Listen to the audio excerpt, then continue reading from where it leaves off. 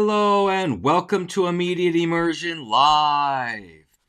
Today we're talking about setting up your standards grade book. If you're teaching with comprehensible input, a traditional grade book is not what you want to use to measure your students' proficiency. Let me show you how to set up your standards-based gradebook to set your students up for success. My name is Scott, and you're watching Immediate Immersion Live.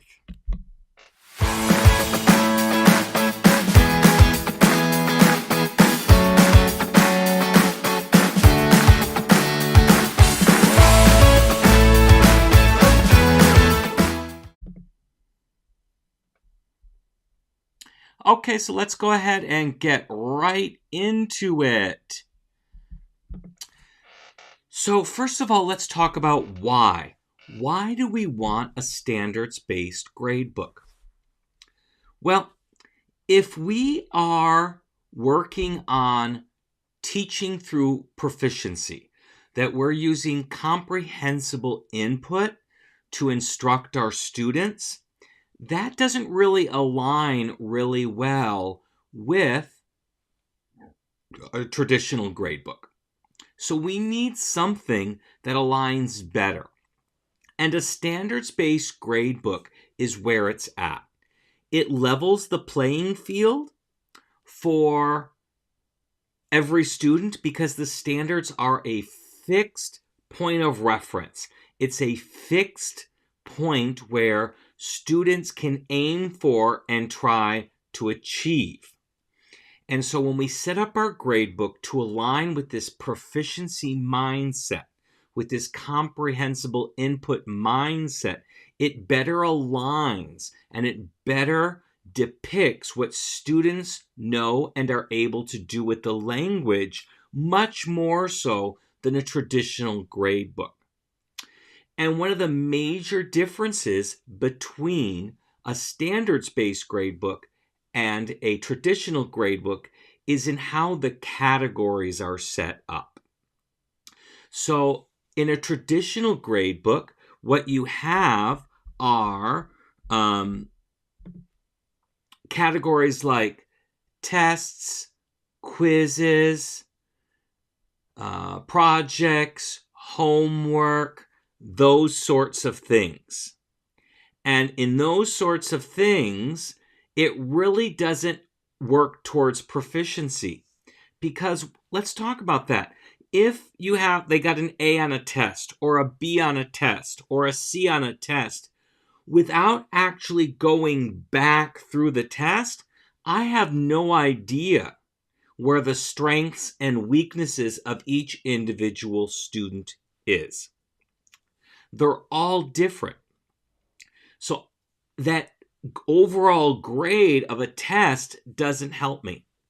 Homework can artificially increase or decrease a grade. If the kid does not do any of the homework, but understands all the concepts and is able to do language, then that lack of homework is going to lower their overall grade. Or, where it happened to me when I first year of teaching, I had a girl who really couldn't do any Spanish, but she was always faithful in doing the homework and did really well on projects. And back in the early 2000s, 90s, and 80s, let's face it, most of your grade of your project was how it looked. It really wasn't about the language ability displayed in that project. So she did really well on that as well and got a passing grade overall because those two things artificially inflated the grade. So it's really complex. When you have a traditional type grade book, I can look at all the grades. I can see an overall grade. I can see the grade they're getting for their tests and their quizzes and their homework and their projects and maybe participation. But it's not really telling me much about the individual student and the individual strengths and weaknesses. Let's say they got a B on that test. Why? What components of language did they succeed at, and which ones do they still need to work on? Did they get a really good grade in speaking? and a not so good grade in writing, so they cancel each other out, and then they did really well on listening and reading? Or did they really do well on listening and reading and not so good on the writing or the speaking portions? Again, without going back through every quiz and every test, I can't easily identify from just the grade book what my child is able to do and do well and what areas they need to work on. I want myself, my students, and my parents to be able to just look at the grade book and figure out what the strengths and weaknesses of their child in the particular areas that apply to language are. They don't have to ask me, they see them. Where I come into play is kind of like the coach. I'm here to help them figure out what to do with those weaknesses to make them strengths. And that's what a sports coach does. He looks at his team, he finds out who are good at catching, who's good at throwing, who's good at kicking. And then he finds out the kids who aren't good at those things, and he breaks them into small groups, and they work with another coach on those particular areas. And that's kind of what we are doing in the classroom. The only difference is there is no other coach. So I've got a few people here with us tonight, so why don't we go ahead and in the comments let me know what you are, where you're watching from, and if you currently use a traditional or a standards-based grade book. Give you a moment to answer that in the chat.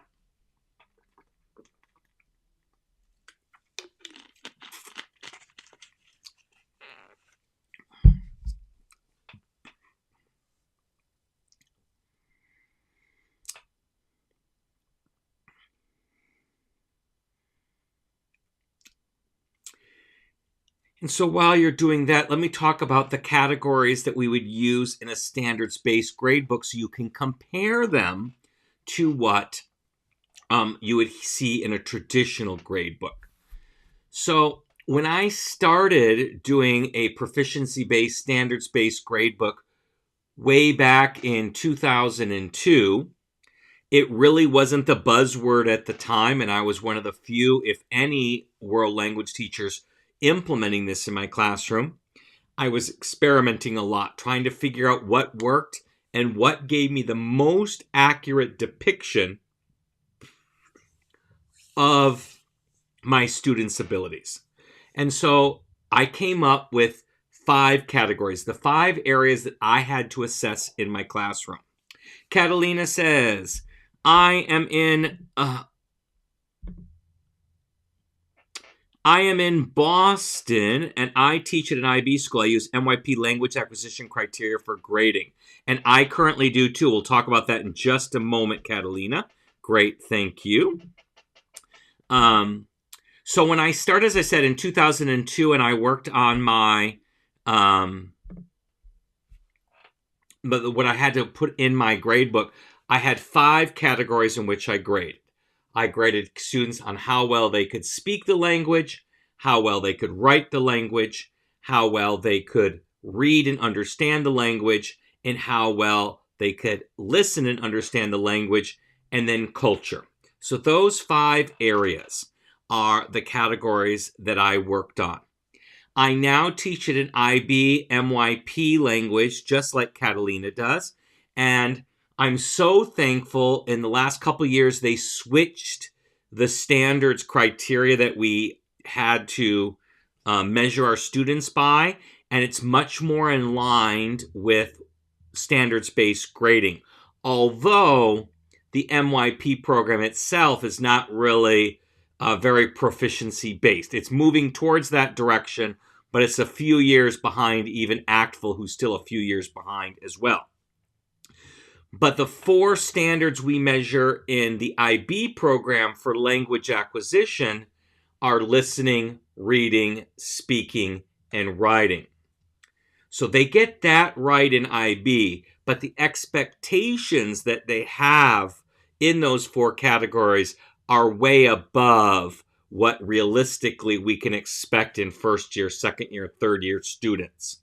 I know, like in first year, they're supposed to be writing over 100 words, and in level 2, it starts going into the 200-ish words, and that's just a lot of language that kids really can't do. And when you think first year is like kindergarten, and second year is like upper kindergarten, first grade, think about that. So we kind of, in our NYP program, kind of don't really look at the word count that we ask from our students. We just look at the content. So we have to kind of play the game a little bit. Steven, and why is my thing not working? There it goes. And what is wrong with my things today? I want these to go a little bit.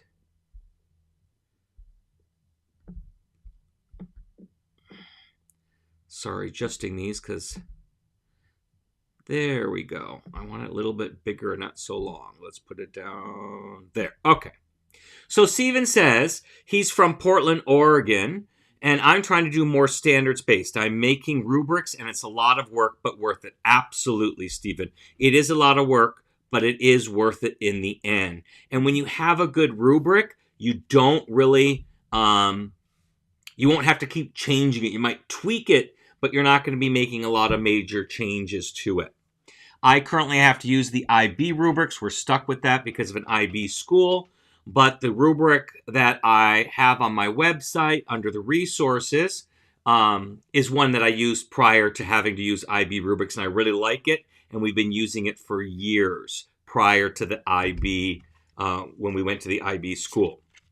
So whatever the standards are, that's what you have to make the categories in your grade book. Now, ACTFL standards lump together listening and reading, speaking and writing, and then culture. IB doesn't put culture as one of the standards because the expectation is that it is culture is embedded in everything that we do. Rona says that she uses a traditional gradebook. Awesome, Rona. But ACTFL breaks up the standards in those ways. There's certain parts, there's the 5 C's. You got the communication, you've got the cultures, you've got your connections, you've got all of these things in ACTFL. Not all of them are measurable in the classroom. So the ones I focus on using ACTFL is the communication and the culture standards. But the problem is they lump them together. Even if you break up the communication standards, they lump them together with listening and reading and speaking and writing because they use production and interpretational. The problem with that is if I give them an interpretation grade, are they good at listening, or are they good at reading, or are they good at both?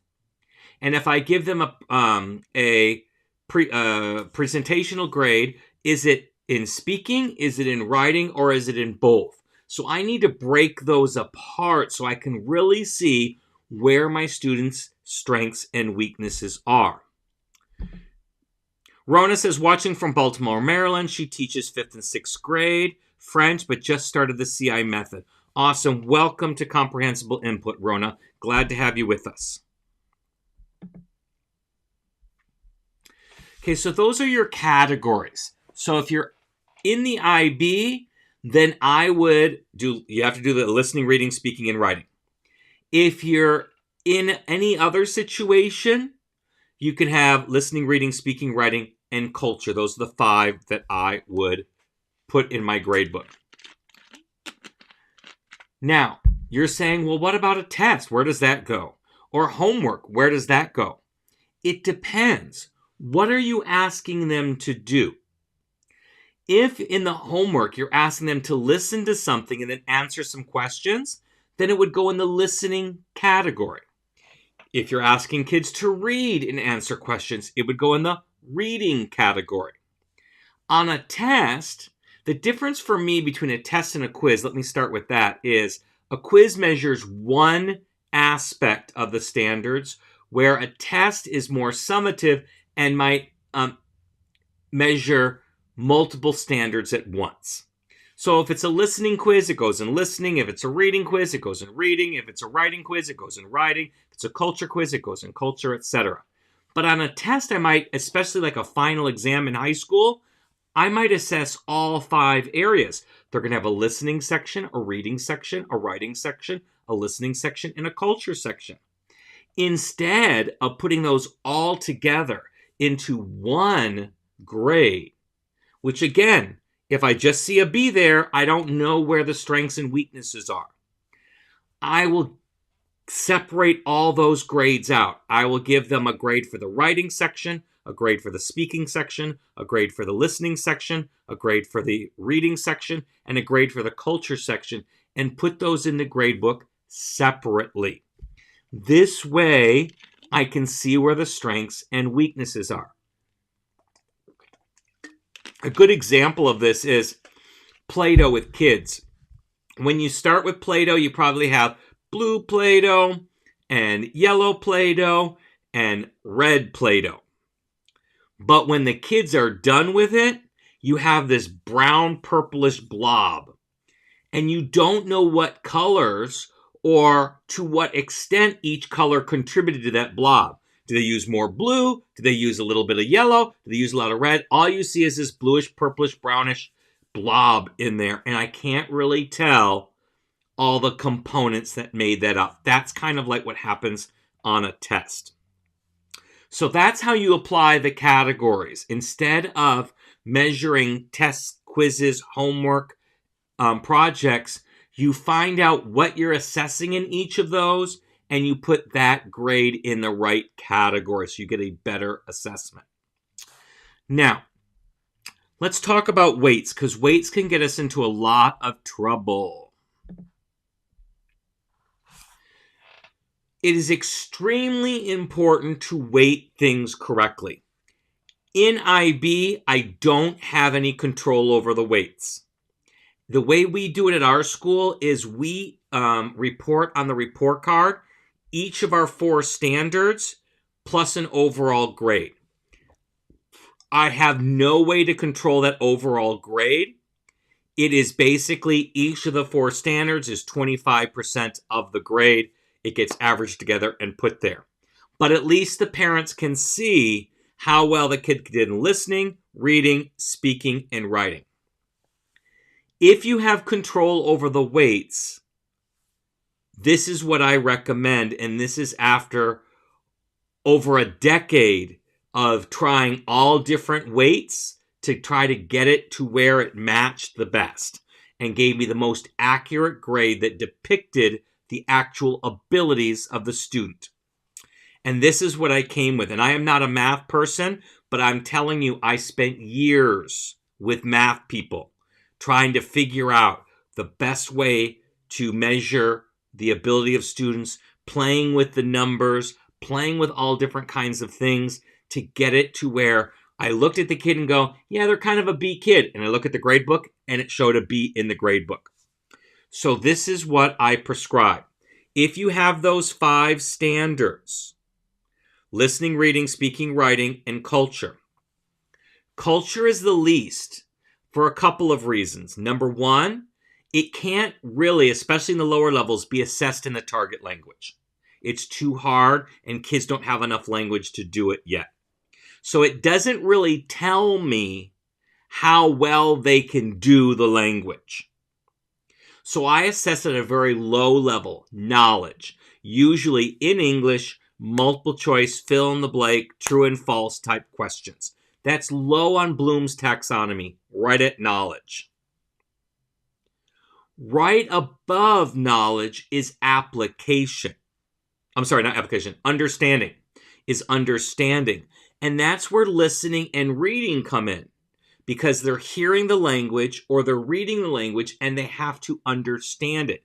It's the second rung of Bloom's. So it can't be as low as knowledge, which I've just assigned 10% for, but it can't be any higher, much higher either, because it's only the second rung. So I assign it 15% each.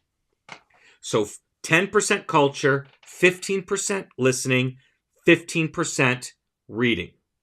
That gives me right there 40% of the grade. Then I have 60% left. So then I give 30% to speaking and 30% to writing. Why? Because the way I assess writing, what I'm asking my students to do in writing and speaking is at the top of Bloom's. It's synthesis, it's creative. They're not just applying, which is the third level. They're not just taking. That's what they do in a traditional teaching method where they're teaching them rote memorized phrases and the kids are just regurgitating those phrases. Or they're teaching them how to interact in a restaurant and the kids are using memorized phrases to interact in a restaurant. That's application. That's not what we do in comprehensible input or comprehension-based instruction. We're asking kids to create language, write a story, describe a character, have a real conversation. And in those, they're synthesizing, they're creating language in their own head, which is at the top of Bloom's. So it needs to be the highest weighted parts. Now, here's the biggest argument I get with that from teachers. They have been told over the years that your assessments need to mirror what you do in the classroom.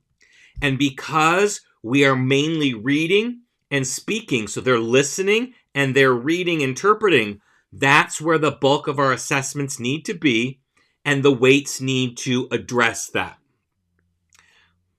That's a traditional type mindset. We need to move from that because my ultimate grade is supposed to tell me how well they can do language. So if a kid has an A in a class, or if using a rubric grade like in IB, it's 1 through 8, they have an 8 or a 7 in class, those in that A range part, the expectation from an outsider is at the level, so a level 2 or a level 1 or a level 3, they should be able to not only be able to speak, but write and understand language at that third year or that second year or that first year level. But if you emphasize listening and reading grades over writing and speaking grades, you're going to get overinflation. Most kids in a comprehension-based classroom get really good grades on reading and listening. So if I swap those, let me just say I swap those and put listening and reading at 30% each and writing and speaking at 15% each, because I don't assess writing and speaking very often. So if I use that mindset, I'm going to get kids who have A's and B's but can't write or speak the language. And ultimately, if they can write and speak the language, they will be able to understand written and spoken language because those are stepping stones to writing and speaking. But the converse is not true. If they can understand what they hear and what they read, that does not mean they can produce language. But if they can produce, they can understand because that's a stepping stone. So we want to make sure that we weight writing and speaking above, and a lot above, not a little bit above, understanding. Not only because of its placement on Bloom's taxonomy, but because of the information that it tells us. I get a really good picture based on how well my students can write or speak in the language on how well their overall proficiency is. I don't get that if I am grading heavily on listening and reading.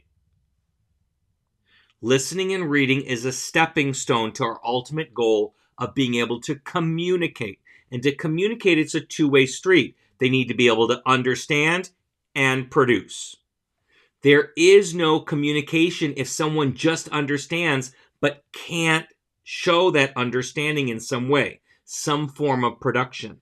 And the same thing is true about writing and speaking. So we need them to be able to not only understand language, but we need to have them prove it through speaking and writing. And so that's why the weights are where they are. They need to be heavily weighted on the writing and the speaking. Now, for level 1 in the first 3 months of school, I don't put a single grade in speaking or writing. They're in this input phase. I call it like the infant phase. We're not asking infants and toddlers to write and to speak. Most kids in their natural language don't start speaking till 18 to 24 months. And that's like in school months, that's 3 months. They've been focused on listening and reading language. And then I'm going to start having them speak and write after that 3 months before I start having them actually get graded on it. Luke has an excellent question, and we're going to talk about it in the next section, but I'll just bring it up right now. How many summative assessments do you have for each category in a single semester? And I will address that in just a moment. That's a great question, Luke. So the weights are really important.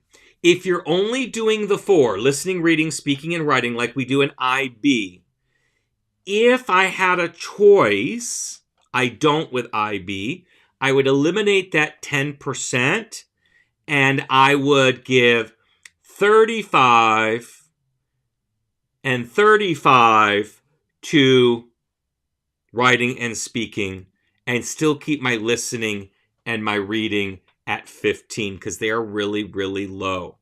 And we are asking them a lot when it comes to writing and speaking. Now, speaking in real life, speaking comes easier than writing when it comes to your first language, but in the classroom, writing comes easier than speaking. I'm not sure why that difference happens. I'm not a language acquisition expert. I only know what I learned from Krashen and from Bill Van Patten. But I don't know, and I'm sure they could tell us why there is that difference, but that we know that difference in our classroom. So I'm like more lenient when I give speaking grades than when I give writing grades. But because I've waited that 3 months in level 1 before I've even started to have them produce their own writing or produce their own speaking, I don't have novice lows. So the very first time they're writing, I don't have novice lows. Novice lows generally mean that they can copy text down or they can mimic speech. I can do that in any language that I can see. I might not have the Chinese character strokes in the right order, but I can make my little character look like the one in the book. I can make it look like that. And so technically I'd be novice low in that language. Where kids start, the low kids start at incomplete sentences and phrases, which is in that novice mid. And I have kids who start right away at novice high, which is at the sentence level. They're writing sentences because I've waited. Rona says, if I can put up her comment here. So for level 1s, you don't grade speaking and writing in the first 3 months. So what are the suggested weights in the 3 months? It doesn't change. You don't change it. You just leave them blank, Rona. That is an incredibly important question. Do not change the weights. Keep everything the same. Your grade book will figure out that you're not using the writing and the speaking, and it will calculate the grade accordingly. If you put something in there, it will mess up the grades. And if you change the percentages, the weights, from one grading period to the next, that will also cause mathematical problems. So just leave them blank, and it will calculate the grade based off the 3 standards that you put in the book. But don't put anything in there in those other 2, otherwise it will cause a problem with the math. Just leave them blank, and the computer will ignore them and calculate the grade without them accurately. It will figure it out. That is an extremely important question, Rona. Thank you for asking that one. Okay, let's go on to the actual grades. So let's go back to Luke's question. How many summative assessments do you have for each category in a single semester? First of all, let me quote Blaine Ray, because I love this.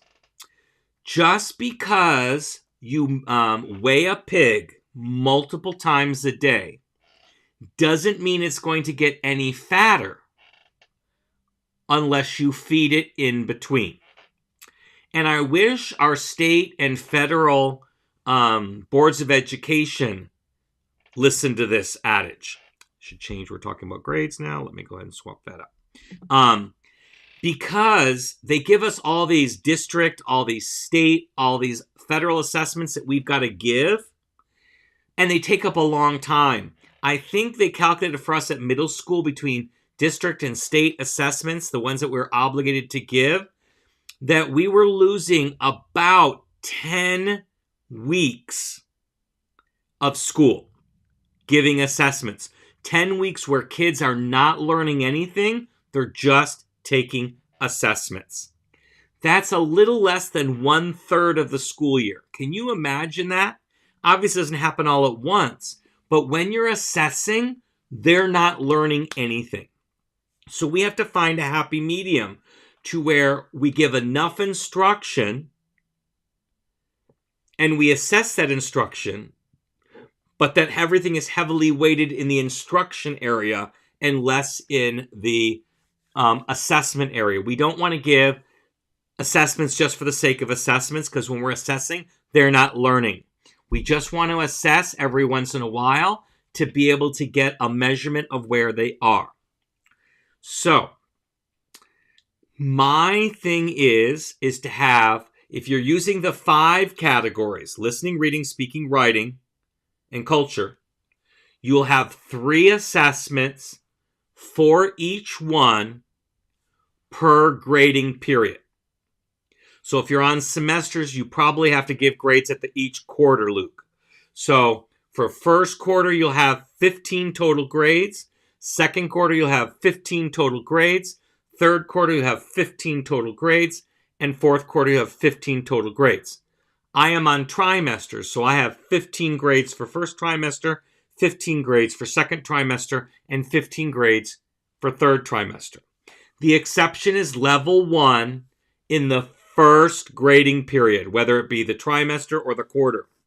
You will only have 9 because you'll have 3 culture, 3 listening, 3 reading. You won't have any speaking, you won't have any writing. Now, why 3? I'd give less if I could, but I need at least 3 to establish a trend in grading. If you only have 2, they could do really well on one and really badly on the other, and I don't know which is which. But 3 at least sets a trend. And how I work this out is I have 2 quizzes,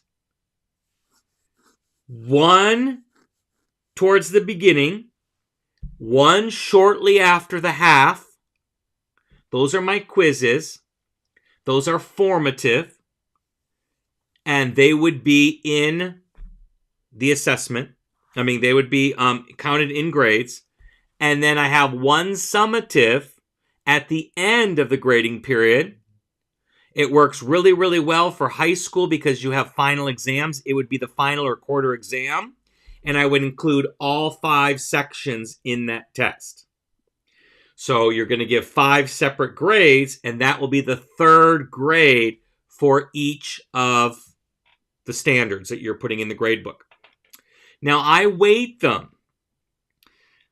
In my gradebook, I could weight not only a category, but I could weight an assessment.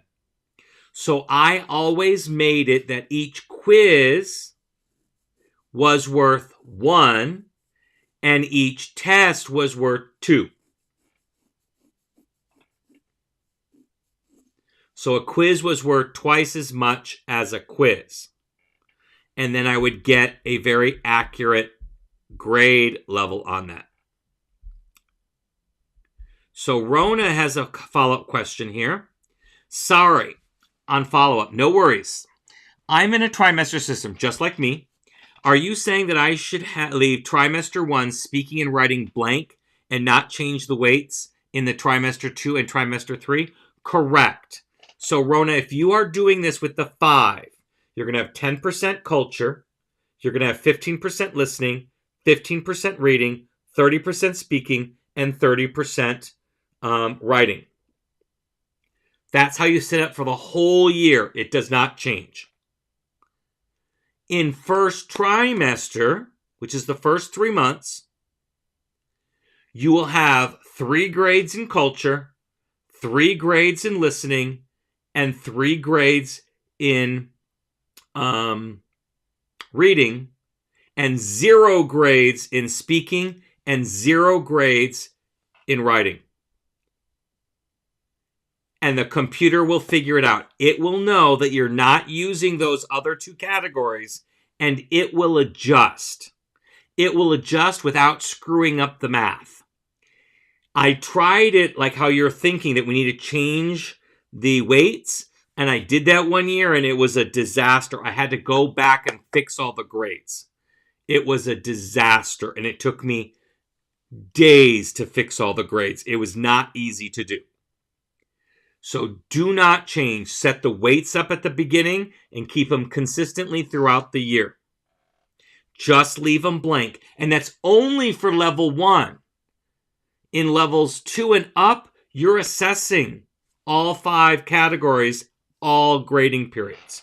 It's only for level 1 because you can't ask a toddler to write, let's be honest. And the kids are really a toddler. In level 1, at the end of level 1, they're like kindergartners. Level 1 is like preschool in transition into kindergarten. It's really not a full kindergarten year. So think about that and asking them to write. And when I'm talking about writing and speaking, I'm thinking using their own brain to come up with their own sentences. Do I have my kids write and speak at the beginning of the year in level 1? Yes, I do. I don't assess it, and it's not their own thinking. So most of the writing is copying down stuff that I write on the board. We create a written story together and we copy it down. Or we have conversations where I'm asking them questions like, how old are you? What's your name? What do you like to do? What's your favorite sport? Do you prefer hamburgers or hot dogs? They're not really extensively speaking in these situations, but it's giving them a little bit of a taste for what will come later. Luke says, so this is confusing. How do I make time justify taking teaching time, content time, in order to collect all the assessment data? It's really not a lot of time when I only have 15 grades in the gradebook. I'm grading an average of once a week, and it's not really even that. So let's use the quarter systems. That's the most common of them. So for the first 2 or 3 weeks, I'm not assessing anything because kids are just getting used to the class, and I haven't given them enough content to assess them on. Once I have that 2 or 3 weeks, then the first thing I'm going to do is give them a listening and reading quiz. I give them a listening and a reading quiz at the same time at the same day. Front side is listening, back side is reading. They take that. It takes 1 class period. I'm done. I got 2 quizzes done then. Later on, I'm going to give them a culture quiz along the way. It's a 10-question quiz, fill in the blank, multiple choice, matching, true, false. It takes them 10 minutes, so I'm not using a whole class period for that. Writing, except for level 1, all other levels, we are starting to write weekly in weekly quick writes from week 1 of school. So I start grading those on about 4 or 5, the 4th or 5th one that they do.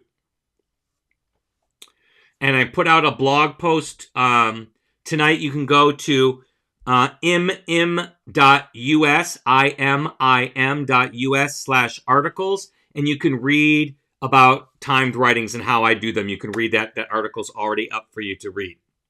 And it will talk about how I set it up and how I grade it and all that kind of stuff. You can get all of that there.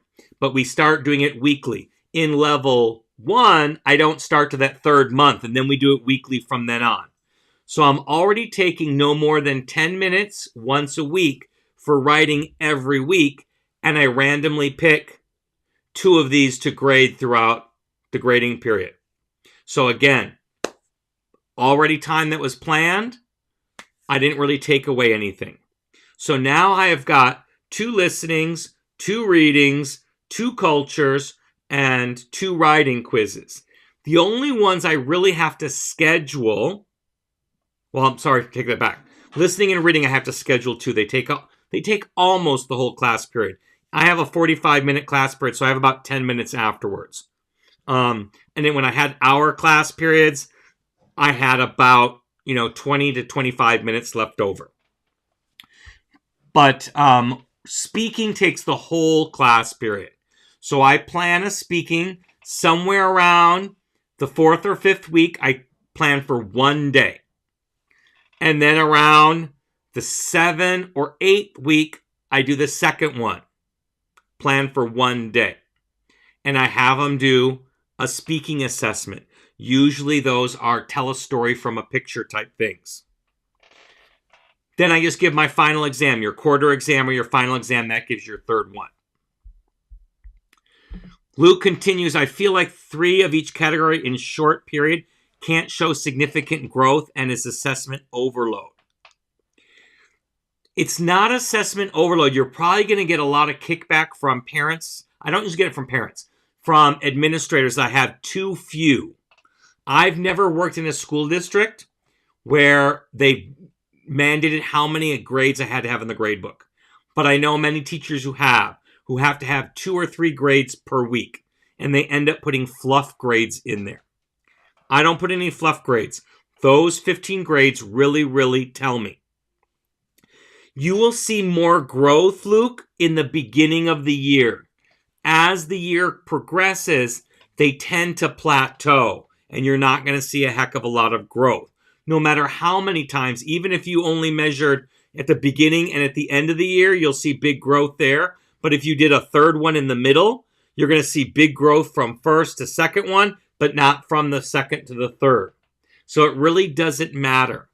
But if you have less than 3, you could have a kid who did an assessment and it was a bad day for them and they got a bad grade. And then they have a high grade. There's only 2 grades there. So let's just use an A and an F as an example. It's going to average that out to a C. And that's really not an accurate depiction of their ability. We need a 3rd one to set the trend. So is the next one going to be also an A? Or is it going to be at the F level or somewhere in between? It also allows me to see if the kid did have a bad day. If they traditionally get B's all along, and then all of a sudden this F appears in there, that's an anomaly, and I would take that out of the data. I would not use that as part of my data. But you need at least 3 to be able to justify the trend. I think you might get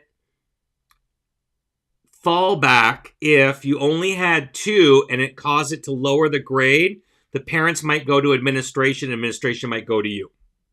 So you need at least 3. Rona says, I'm in the boat where I have to put in weekly grades.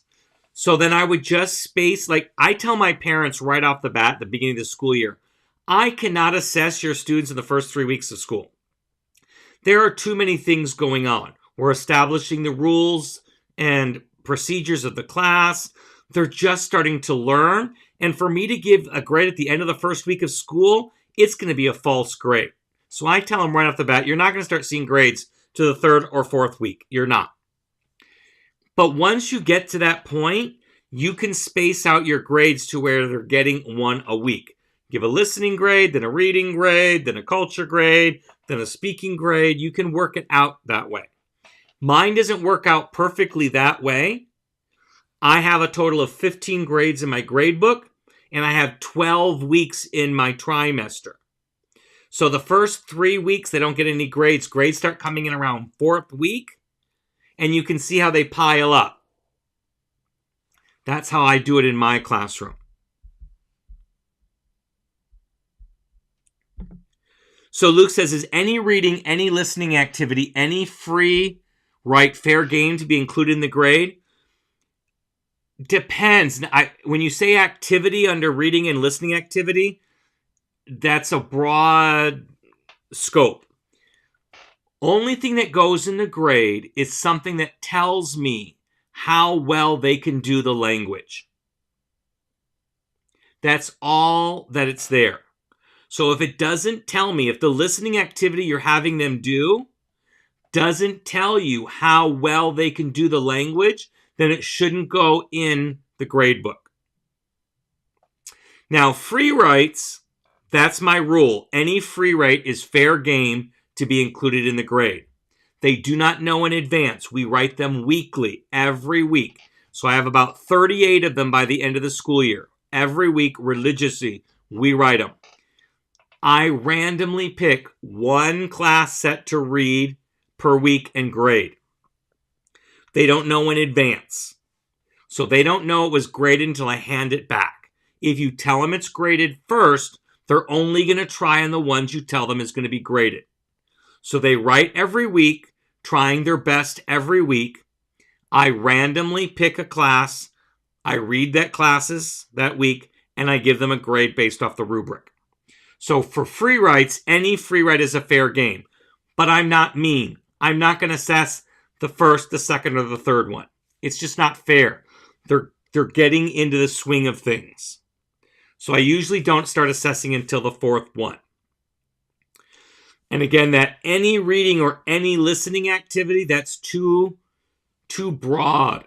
I can't answer that without knowing what you're having them do. The rule is for my filter to go in the grade book, does it tell me how well they can do language? If it does, then it goes in the grade book. If it doesn't, then it doesn't. Let me give you an example of 2 different ones. I'll come back to your question in just a second, Rona. Here's a common assessment that I hear teachers give, and I cringe.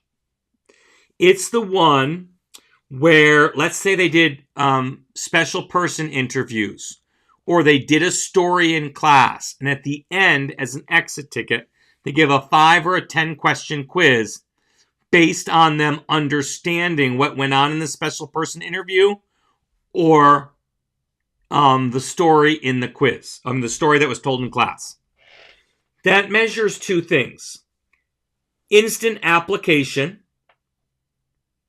and paying attentionness. For me, I have a problem remembering details. That's just a personal thing. I understand things, but I don't always remember the details. If after we did persona special on 3 people in class, after 45 minutes and you give me a 5 or a 10 question quiz about what we talked about for each of those kids, I might mix up some of the details. I might not remember the details, but you're assessing that.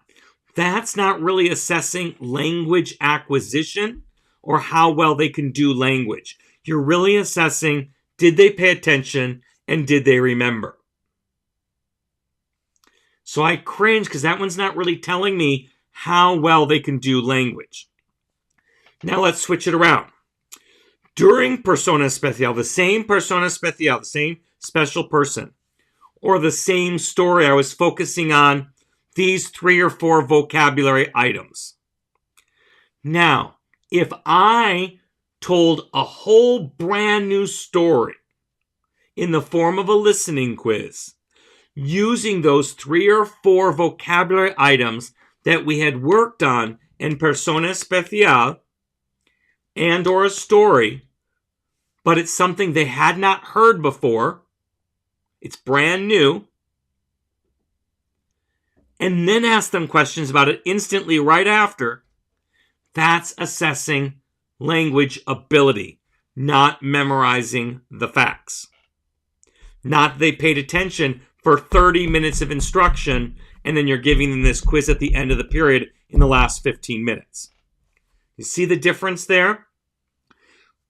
I want to assess if they remember the focus of my lesson in a different context in which it was taught. If you do it in the same context, that's application, or ACTFL calls this a performance assessment.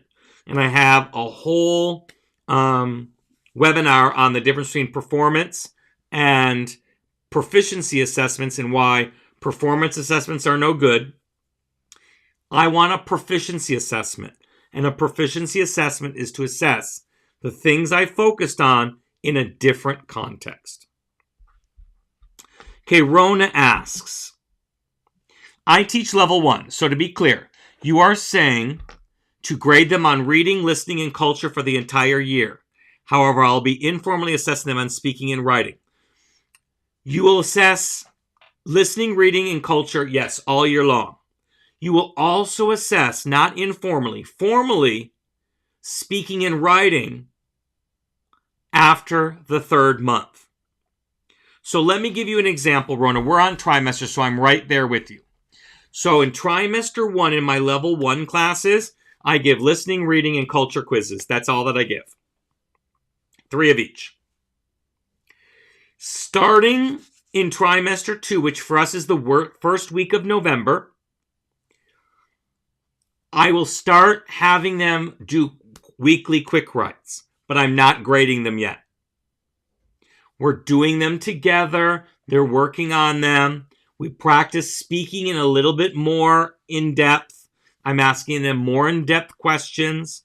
I'll have them tell stories from pictures as a class to practice before I have them do it officially for a speaking grade. 4 weeks into the second trimester, I might pick one class to read and grade on a rubric and give them a writing quiz grade. Then I might say, okay, next Friday, everybody, we're going to have a speaking test. I don't tell them what it's about or how we're going to do it. I just tell them that we're going to have it. You want to be here that day. And then I may have them tell me a story from a set of pictures. Or I can have them do it in groups. And each group will draw one frame of a story. So they may have 4 people in a group. There's 4 boxes. Each person tell me draw one picture of the story. And they tell me the story from the pictures. They can't read anything, only look at pictures. So that's in trimester 2 and 3. So trimester 2 and trimester 3, you will be formally assessing speaking and writing. It's just trimester 1 that you will not be grading speaking or writing. Just trimester 1. That's it. Level 2 and above, every grading period, everything you grade. You don't skip anything. It's just the level 1 to give them time to acquire enough language. Rona says, okay, thanks for the clarification. You are absolutely welcome. So, Luke, did that make sense about what I talked about with those grades?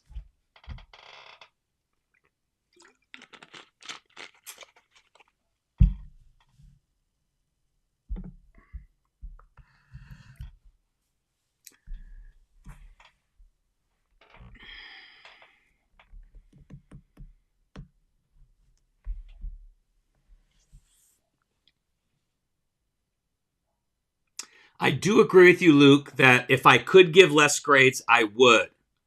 But I need to be able to justify to my administration and to my parents that I've given my students enough opportunities to demonstrate a trend. 2 is not enough because you could have the high and the low. 3 will break the trend.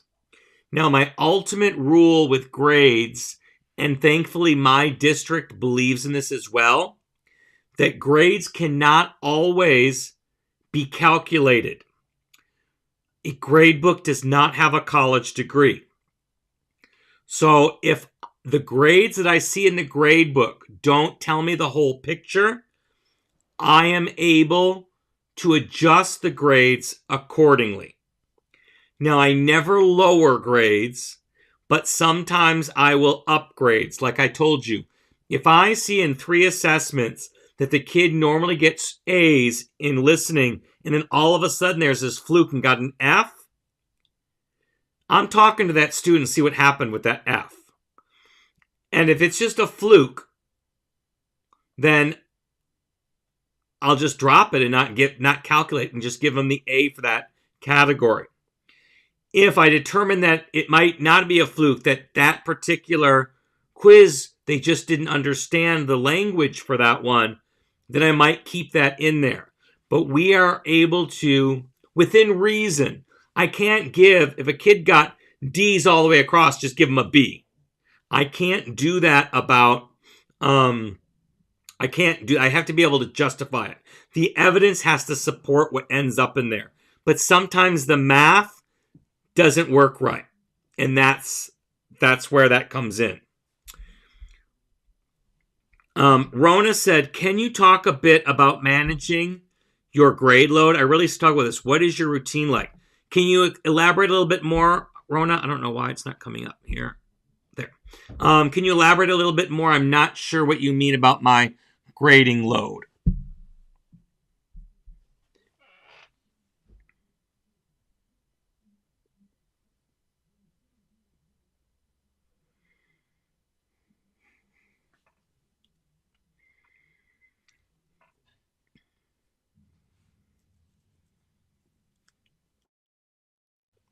Awesome, Luke. Thank you.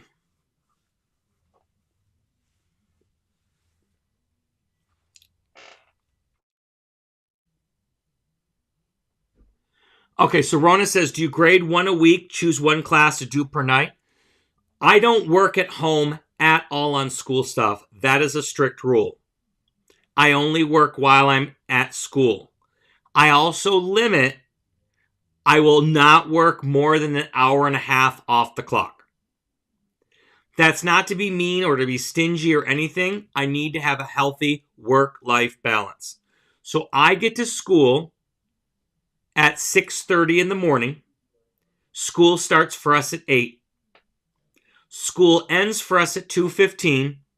We can't leave until 2:35. I leave at 2:35 unless I have a meeting. Meetings are always scheduled at 2:30 to 3:30 if they have them. So I'm on a lot of committees. So 2 or 3 times a week, I have to stay after school for an hour for a meeting. But for my schoolwork, I do my lesson planning and my grading and anything else I have to do for my classes, my planning, all that stuff, between 6:30 and 8, and then my prep period, which is about 45 minutes once a day. We are not guaranteed our prep period. We have a sub shortage. So on average, 1 to 2 times a week, you could lose your prep and have to go sub for another teacher. On average, it's been 1 to twice a week this year. Last year, it was 2 to 3 times a week.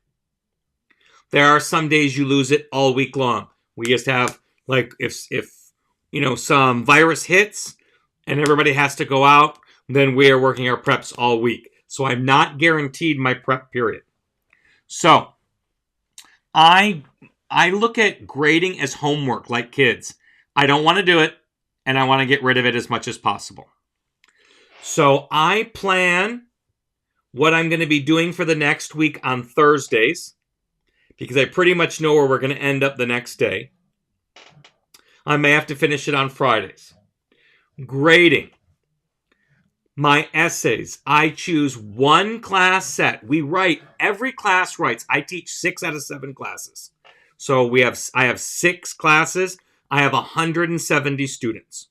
That's the max we're allowed to have at our school. 170 students, 7 classes. I grade one class set each week. So I'm grading essays every week, starting in week 4 of the school year. So from week 4 to the last week of school, I am grading a class set of essays every week. The max for class set of essays is 34. It's the max we can have in one class. I have 2 classes of 34. The rest are in the mid-20s. So I read through those and give them a grade based off a rubric. I can read a class set of 34 essays and give them a grade in 45 minutes or less. So, boink, right away, I'm done. Does not take me long. So, if I'm grading period 1, my prep period is period 2. So that very next prep period, I'm grading those essays. They are done. If it's any period after period 2, I am grading the next day during my prep. So if it's third period, I'll grade it the next day during my second period prep, or I might if I have time in that hour and a half before school. So I'll do that. We give all of our listening and reading quizzes on formative.com, which is an online assessment system. It's free. You can use the free version.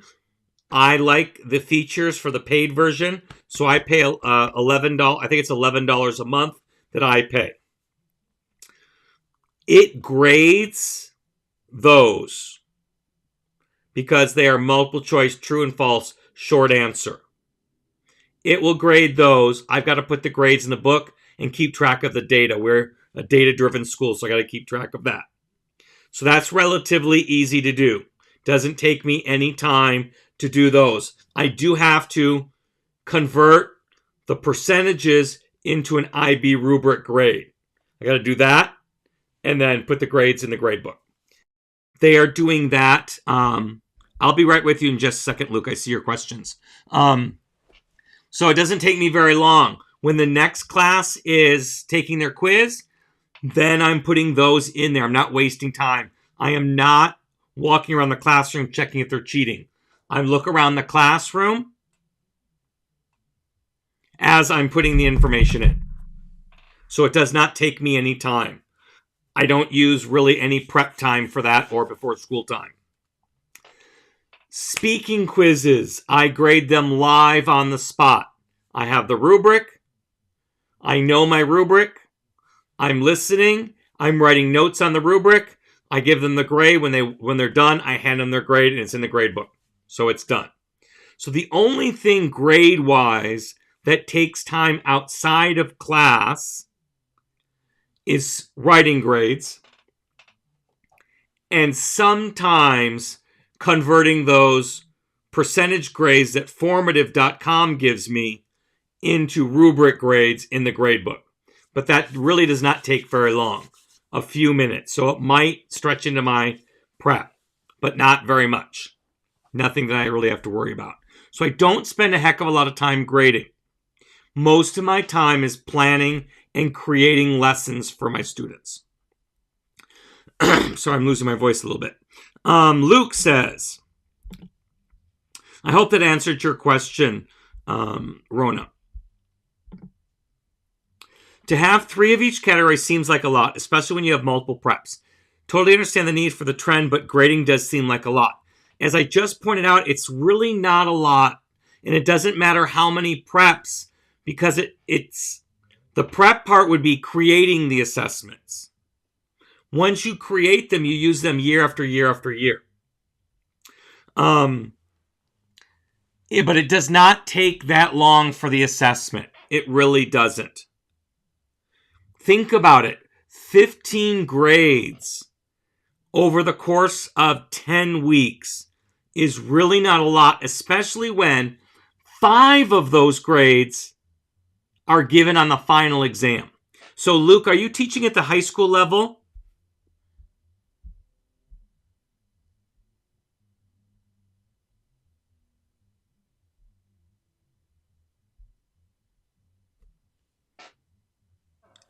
Rona says, I see that. It's very helpful to help me balance things out. I could always use tips. Thank you. You are so welcome. So, Luke, if you're assessing at the high school level, you have that built-in time at the end of each grading period for your quarter exam and your final exams. That's where 5 of your grades come from. You give one final exam or quarter exam, whatever you call them. They'll have 5 sections in them: listening, reading, speaking, writing, and culture. Those are 5 of your grades. You're only giving 10 grades in addition to that. That's it. So if you think about it like that, it's not as bad. Also, we didn't always use a system like formative.com, where the kids would write their information. I could still grade them relatively quick. So when the next kids were doing it, so let's say period 1 took their test. Now, in period 2, instead of me twiddling my thumbs watching them while they're taking the test, I'm grading period 1s. I'm not wasting my time. I use my time very efficiently so that I can maximize my time and minimize the impact of my outside life. I would memorize the letters, because after doing them, we had 10 questions. They were multiple choice. You kind of remember it as A, B, B, A, D, F, whatever. You got the pattern down. Grade them really quick. But if you can, I highly suggest that you move over to a system like formative.com. Why? Once you make a quiz, you can reuse it and you can adjust it as you need to. 2, it will grade simple things automatically for you. 3, you can send messages to students to give them personal feedback. Or groups of students. Everyone who got number 3 wrong with the same wrong answer, you can send them all the message at the same time. 4, it keeps track of data for you. I can see what was my most missed question, what was the most missed answer for that question. So I can figure out, was the question bad? Or was there a misunderstanding from the kids? Or here, this is such a time saver. Have you ever had a test where you realize there's an answer in the quiz wrong? There's a mistake on the key. Then you had to go back and regrade everybody to adjust their grades. Oh my gosh. Not with formative.com. I fix the key and it automatically readjusts all the kids' grades. Done. Instantly. Plus, if I fix let's say if there's a typo or something, the kids see it instantly. So I highly recommend using formative.com. Since we've done it, it's great. Another feature, we don't pay for the team feature. It's way too expensive. But I can still share a link to the quiz that I created. So we give common assessments. So if I create a level 2 listening assessment, I can share it with my other level 2 teachers by giving them the link. They click on the link and then add it to their formative, and it will be there for them. Already done. So it really, really works nicely, and it gives me the data. I know how many kids passed, how many kids failed, how many A's, B's, C's, D's, F's my kids got. Which questions were most missed? Which questions were relatively easy? I can see all of that. Plus, it's live. I can see the kids answering live. So I can see them as they go right away. I love formative.com. It has been a complete lifesaver. It saves us a ton of time. And I save all my quizzes so I can go into my Spanish 2 folder and then pick out which quiz I want to use. Done. You can add multimedia to the quizzes, pictures and sounds and videos and all kinds of stuff. They give all kinds of assessments, not just multiple choice and true and false. Matching, rearranging, like put them in order, all kinds of things. So all of those are great tools So I would highly recommend that you find a way, even the free version, to use formative.com for your simple assessments. You can't do it. I mean, you could, but I wouldn't for writing or speaking. But for listening, reading, and culture, absolutely. It will save tons of time once you've created it in there. So great. Luke says high school. And so that's why I said you'll have 10 of those assessments before going into the corner or final exam. And the last 5 come from that. So you need to have 5 assessments before the halfway mark, before progress reports. The other 5 after progress reports. And then your final or quarter exam. And as I said, to cut down time, do the listening and reading at the same time, front and back. You start the kids on the listening. I pre-record the listening, so it's the same for everybody. They listen, they answer their questions, and when they're done with the listening, they go right to the reading. That's how I usually do it. And it takes my kids about 30 minutes to get both of those done. Once you get into a system, it becomes easy. And you realize it doesn't need as much time. But you got to get yourself into that system first.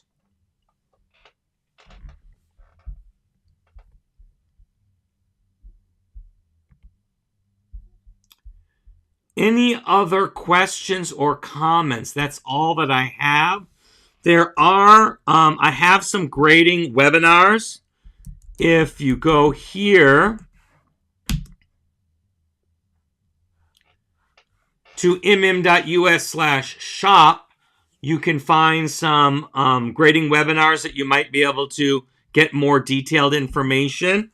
And if you go to articles, if you go to mm.us/articles, and then in the search, type in grading or click on one of the grading categories, you can see all of the articles I've written about grading that may clarify things.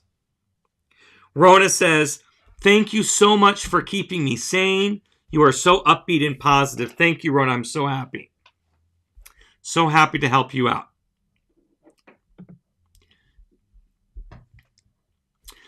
Now, if you found what we talked about today helpful in any way, I'd love it if you could hit that like button and subscribe for more videos.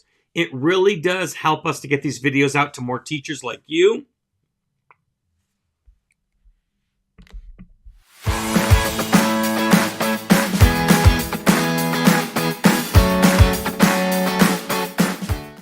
Hit the wrong button there. That was the one I meant to hit.